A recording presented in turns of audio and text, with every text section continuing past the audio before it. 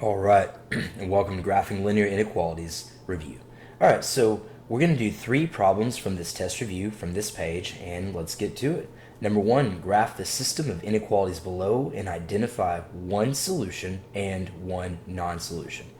Okay, so the first thing we'll do is we'll go ahead and tackle the easy one. We see this first one is in the form of y equals mx plus b, so we can graph it right away. And we see that our b term, our constant, the y-intercept, is positive 4. So let's go up 1, 2, 3, 4. We'll put our very first point. And notice our slope is negative 3. So let's just write this. Our slope is negative 3 over 1. And we're going to write delta y over delta x. So remember, our change in y moves us up or down. And when it's a negative 3, we're going to go down 3. So I go down 1 from this point, our starting point, down 1, 2, 3. And then this positive 1 is going to send us to the right one. So down 1, 2, 3, to the right 1. Now let's do it again. Down 1, 2, 3, and to the right 1. And then you say, well, it's a less than symbol, so it should be a solid or dashed line. And if you said dashed, you are correct. Very nice. Okay? We'll draw our arrows. And when y is less than, we know that we are shading below. Now I like to use just, very, very few lines just so I don't really clutter or crowd this graph. Okay, let's go ahead and switch to a darker blue here. Now we have a bit of an issue. For this one, 2x minus 6y is less than 12. We notice that the y value is not by itself. So we're going to have to get y by itself. And we'll start that by doing minus 2x, getting rid of our x term, minus 2x. And in this case, we now have negative 6y is less than negative 2x plus 12. Okay? And from here, let me go ahead and copy this over here. Negative 6y is less than negative 2x plus 12. We know we can divide everything by negative 6 by negative 6. And think about this. Whenever you divide by a negative, what happens to our inequality? Well, don't forget, it flips. So now we have y is greater than. A negative divided by negative is a positive, and 2 over 6 reduces to 1 over 3x. And positive 12 divided by negative 6 is negative 2. So I know that this graph will go down 2 units, so our y-intercept is at negative 2. And our slope is positive 1 over 3, so remember that 1 over 3, we have delta y over delta x. This is telling us to go up 1 and to the right 1, 2, 3, and up 1 and to the right 1, 2, 3. And notice here, it's still a greater than symbol, so once again, we'll just use our dashed line. Okay, perfect. And greater than means we're going to shade everything above. And notice, because I use these very sparse lines, I think it's fairly easy for us to tell where the double shaded region is. The double shaded region, I can kind of do it in this green, it's where these two colors are overlapping. And any solution to this system will be in there. So for instance, let's go ahead and say something like this point right here. That would be a solution because it's negative 3 comma 1 because it's inside that double shaded region.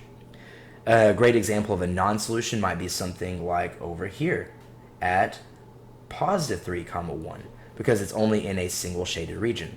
This point would be a non-solution. It's in the non-shaded region. This point right here, the this y-intercept at negative 3, that would be a non-solution as well because it's only in a single shaded region. All right, let's move on to our second example. Okay, from here, it says, given the linear inequalities graphed below, which region would represent the solution region? So once again, these words, solution region, we're looking for the double shaded region. Now, they're going to throw a little bit of a tricky little problem here. Check it out.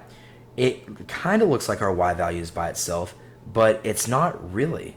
In fact, we have a negative y is greater than or equal to negative 3 over 4x plus 1. So this is a little tricky thing that they can do. So y is actually not by itself. In fact, y is being multiplied by negative 1. So in order to get y by itself, we're going to have to divide everything by negative 1. And y'all, dividing by negative 1 is actually pretty easy. All that means is we change the signs. So negative 3 over 4 becomes positive 3 over 4x, and positive 1 becomes negative 1. But notice that our inequality has to flip. So greater than or equal to becomes less than or equal to. Okay. Oh, by the way, do y'all see how I wrote 3 over 4 as 3 over 3? That's me being silly. Let's go ahead and correct that.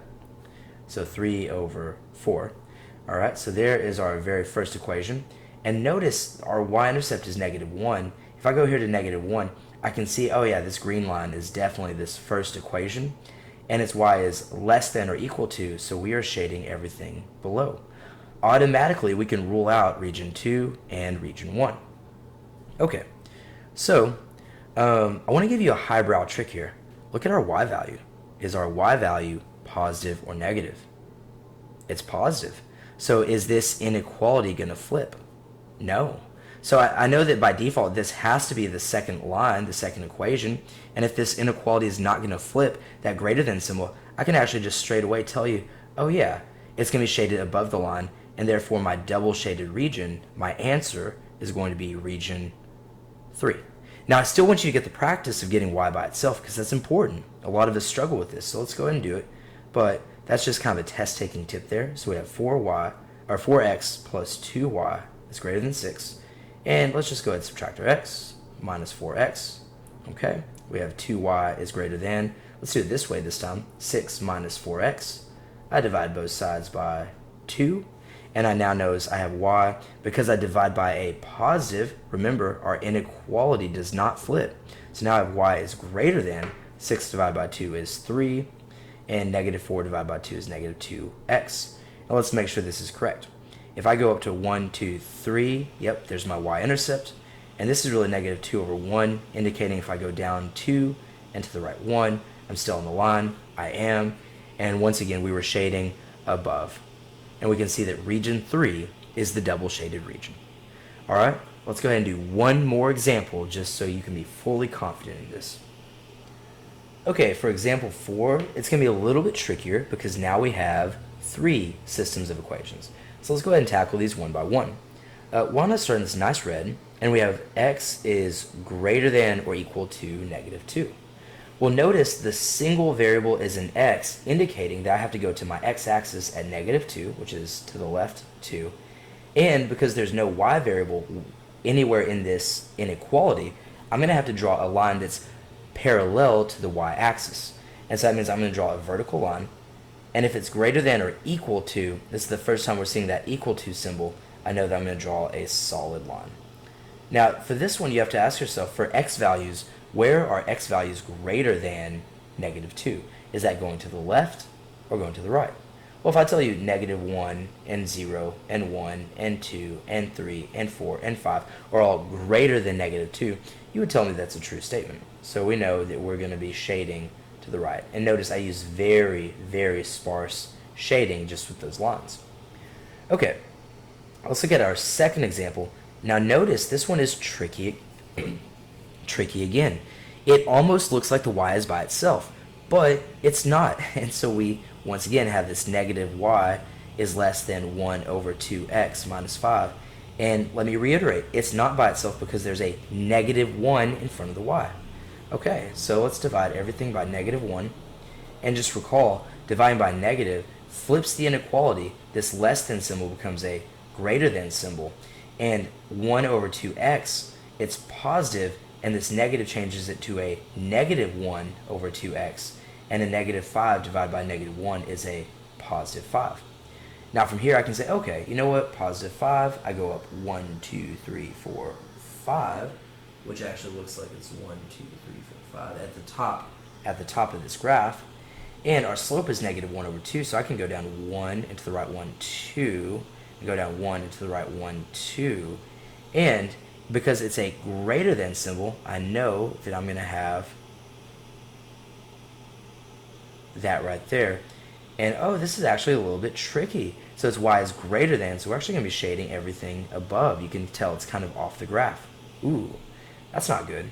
And then let's go ahead and let's try our next one. Let's go ahead and do this nice purple color. Now here, we know that we want to get the y value by itself. And I can't really kind of cheat the system here. I'm going to have, because I'm not given the line, we're actually going to have to work this out from the beginning. So we have -3x plus y is greater than or equal to negative 4. And from here, let's go ahead and add our 3x plus 3x.